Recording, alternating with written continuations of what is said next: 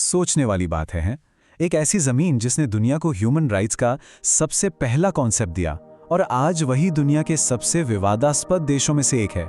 ये कहानी है ईरान की, साम्राज्यों, युद्धों और क्रांति की एक ऐसी गुत्थी जिसे सुलझाना आसान नहीं। तो सवाल ये उठता है, एक एंशिएंट सुपर पावर, एक पुरानी महाशक्ति आखिर आज एक मॉडर्न खतरा कैसे बन गई?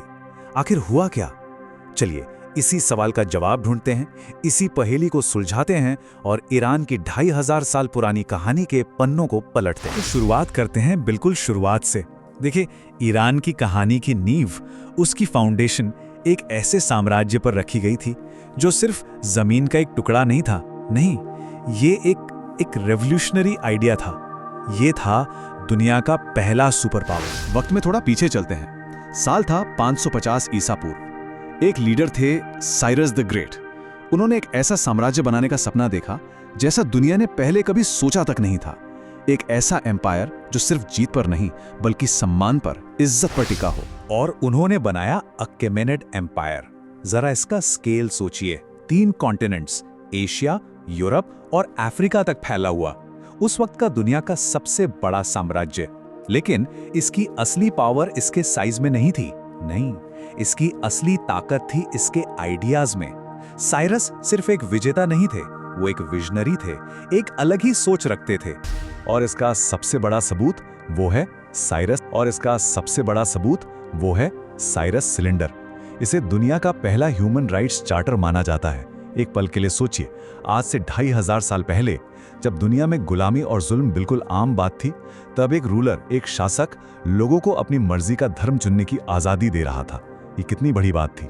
ईरान की कहानी की ये शुरुआत मतलब अनबिलीवेबल थी, इतनी प्रोग्रेसिव। लेकिन कहते हैं ना, जो चीज जितनी ऊंची और शानदार बनती है उसे उतने ही तेज तूफानों का सामना करना पड़ता है।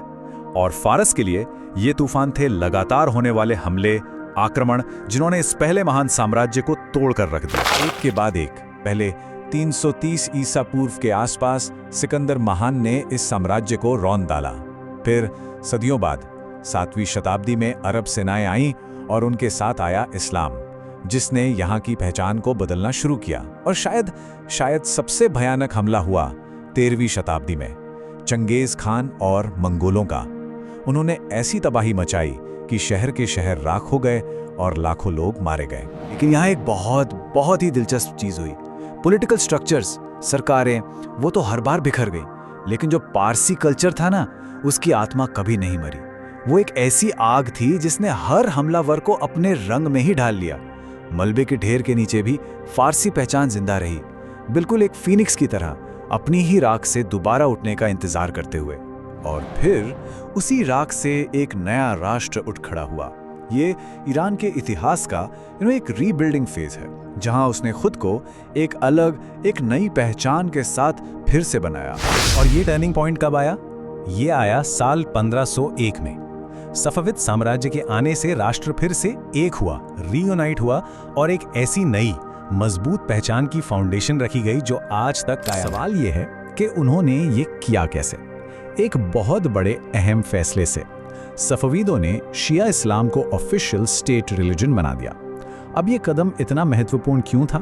क्योंकि इसने ईरान को अपने ज्यादातर सुन्नी पड़ोसियों से एक बिल्कुल अलग, एक यूनिक आइडेंटिटी दे दी।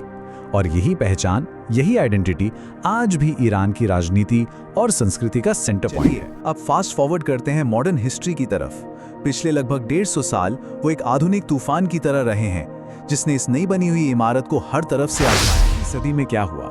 रूस और ग्रेट ब्रिटेन जैसी बाहरी ताकतों ने ईरान के कुछ हिस्सों पर अपना कंट्रोल जमाना शुरू कर दिया।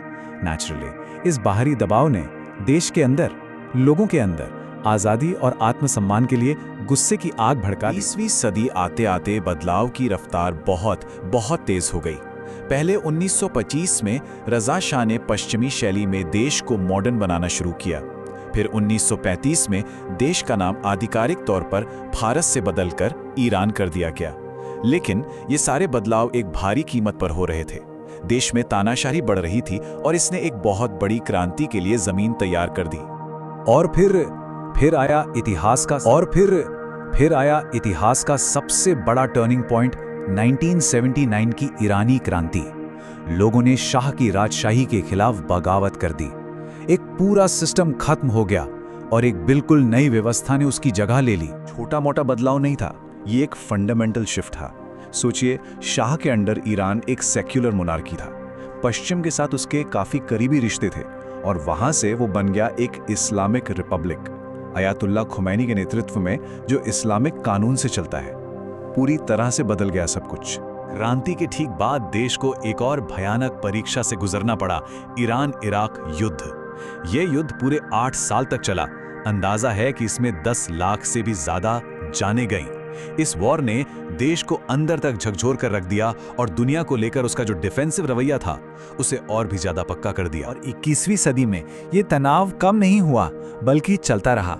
इसका सेंटर पॉइंट बना ईरान का न्यूक्लियर प्रोग्राम। इसकी वजह से उस पर अंतर्राष्ट्रीय प्रतिबंध लगे। फिर 2015 में दुनिया की बड़ी ताकतों के साथ एक हिस्टोरिक न्यूक्लियर डील भी हुई। लेकिन तब से लेकर आज तक तनाव का माहौल बना ही हुआ है। तो साम्राज्यों का बनना और टूटना, विनाशकारी हमले और क्रांतिकारी बदलाव, इन सब के 2500 सालों के बाद ईरान रेजिलियंस की, यानी बार बार खड़े होने की एक कमाल की कहानी है। तो सवाल बस यही है कि अपनी ही राख से बार बार उठने वाले इस फीनिक्स के लिए अगला अध्याय क्या होगा? उसके इतिहास की किताब में अगला पन्ना क्या लिखा जाएगा?